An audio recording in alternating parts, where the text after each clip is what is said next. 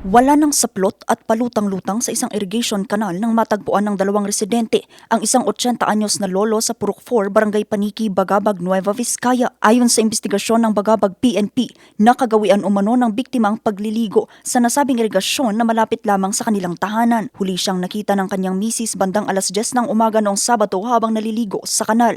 Makalipas ang ilang oras, hindi na ito nakabalik sa kanilang bahay kaya nagsimulang mag-alala ang kanyang mga kapamilya. Pwede ma'am, kasi nakita siya ng 125, 150 ma'am. Pag 15 ma'am ng hapon, kasi medyo hindi pa, yung bangkay niya is medyo hindi pa yung, so ibig sabihin ma'am na siguro nasa 11 o'clock, ganun siguro.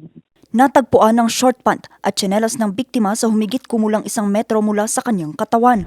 Samantala ipinagluluksa naman ng kanilang mga kapamilya at tagahanga ang pagkakasawi ng dalawang student athletes ng Ateneo de Manila University basketball team matapos malunod sa isang team building activity sa bayan ng Dipakulaw, Aurora ngayong Lunes, June 8. Kinilala ang mga nasawi na sina Rene Clert Baterbonia at Divine Adili.